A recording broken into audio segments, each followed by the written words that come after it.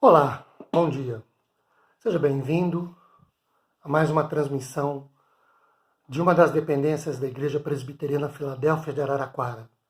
Hoje é domingo, dia 5 de abril de 2020, e hoje seria, neste horário, um dia em que se nós não estivéssemos ainda em isolamento social, presencialmente aqui na igreja, nós nos reuniríamos para uma aula de Escola Bíblica Dominical. Tentando manter um mínimo de sequência ao currículo pensado neste ano, nós iniciaremos neste mês de abril uma nova unidade de estudos e abordaremos o tema O Pacto da Graça e os efeitos práticos da aliança. Hoje, em particular, nós estudaremos sobre o tema O Novo Pacto, esperanças para o povo de Deus a partir de Jeremias 31, do versículo 31 ao 34, por favor, abra sua Bíblia nesse texto de Jeremias 31, de 31 a 34, e acompanhe-me na leitura e exposição. O texto diz assim: Eis que vem dias, diz o Senhor, em que firmarei nova aliança com a casa de Israel e com a casa de Judá, não conforme a aliança que fiz com seus pais no dia em que os tomei pela mão, para os tirar da terra do Egito, porquanto eles anularam a minha aliança. Não obstante, eu os havia despojado, diz o Senhor. Porque esta é a aliança que firmarei com a casa de Israel, depois daqueles dias, diz o Senhor. Na mente, lhes imprimirei as minhas leis. Também no coração lhes inscreverei. E serei o seu Deus, e eles serão o meu povo. Não ensinará jamais cada um ao seu próximo, nem cada um ao seu irmão, dizendo: Conhece ao Senhor, porque todos me conhecerão, desde o menor até o maior deles, diz o Senhor. Pois perdoarei as suas iniquidades, e dos seus pecados jamais me lembrarei. Bem, a título de introdução, nós podemos dizer que, ainda que Israel tenha sido considerado por Deus como raça eleita, nação santa e reino de sacerdotes, ao longo dos tempos, isso deixou de acontecer. Israel deixou essa posição. Israel não vivia mais nos tempos bíblicos, principalmente, que é onde nós estamos nos embasando. Então, Israel não vivia como esse povo eleito por Deus. Israel já não agia como esse povo santo e também não intercedia pelas nações como reino de sacerdotes. Por isso, Deus decide formar um novo pacto. Jeremias 31, de 1 a 34, que é o texto que nós lemos, será uma parte da base que nós nos utilizaremos. Como primeiro tópico, como primeira divisão da nossa lição de hoje, eu quero pensar com vocês sobre o fracasso da resposta de Israel, onde o povo abandona, onde o povo apóstata dessa aliança, desse pacto com Deus. E aí, eu vou pedir para você ir para Ezequiel, capítulo 22, para que nós notemos ali em Ezequiel 22 como era a vida do povo àquela época. Porque as diferenças não são muito grandes entre Jeremias e Ezequiel. Jeremias é um profeta pós-exílio e que pega uma parte do exílio quando Israel é levado para a Babilônia durante 70 anos, fica lá. E Ezequiel é um profeta do exílio, lá de Babilônia, durante esses 70 anos. Então a diferença entre eles não é muito grande, não. E a vida do povo era exatamente a mesma. Então, lendo Ezequiel 22, olhe para o verso 3. Nós podemos identificar aí que havia idolatria na vida do povo. Por isso ele deixou de ser reino de sacerdotes. Olhe para o versículo de número 6. Havia genocídio institucionalizado. Olha que absurdo. Pois é, isso acontecia lá em Israel, naquela época. Olhe para o versículo de número 12. Havia assassinos de aluguel que viviam suas vidas regaladamente.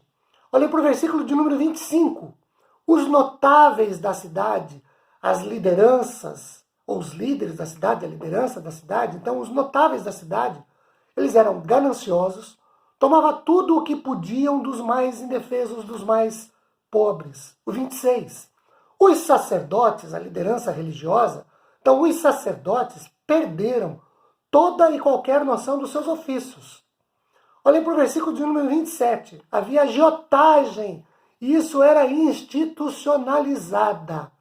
Versículos que mostram-nos, como o versículo 28, que havia profetas profissionais que davam cobertura a essa corrupção toda do Estado.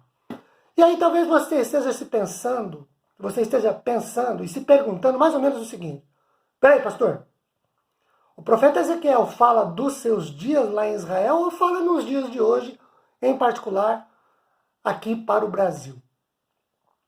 Como diria um filósofo, neste mundo nada se cria, tudo se copia. Ezequiel falava dos seus dias, mas que em nada difere dos dias de hoje com respeito a essas várias instituições que nós falamos.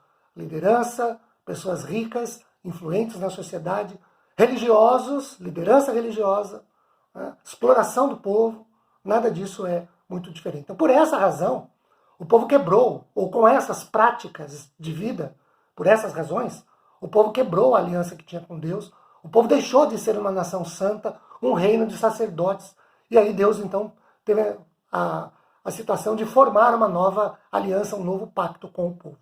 Olhando então a descrição de Ezequiel, e a descrição que ele faz desses registros no capítulo 2, tudo parecia perdido. Aí Deus vem e revela a Jeremias que faria com esse mesmo povo uma nova aliança. Num segundo momento, eu quero ver com vocês a resposta de Deus a esse mundo gentil. O pacto da redenção era a promessa da restauração de todas as coisas. Gênesis 3,15 fala-nos do que é chamado na teologia de proto-evangelho, no evangelho antecipadamente, e Jesus é o cumprimento daquela promessa. Ele é a semente da mulher que traria a redenção para o povo. Em Jeremias 31, o texto que nós lemos no começo dessa exposição, esse novo pacto uniria as casas de Judá e Israel. Casas essas que estavam separadas desde o tempo de Roboão, que foi o neto de Davi, filho de Salomão, rei de Israel, lá em 1 Reis 12. E aí, com essa união, essa junção dessas duas casas, Deus transformaria-as em um novo povo, com um novo coração, uma nova disposição, uma nova motivação, para que eles servissem ao Senhor como restaurados, povo santo, nação de sacerdotes. E um terceiro momento da nossa exposição de hoje, e ela tem que ser breve por conta do tempo que nós temos aqui para a exposição, então um novo ponto é 4 aspectos que nós podemos destacar em Jeremias 31 desse novo pacto que Deus faz com a nação de Israel.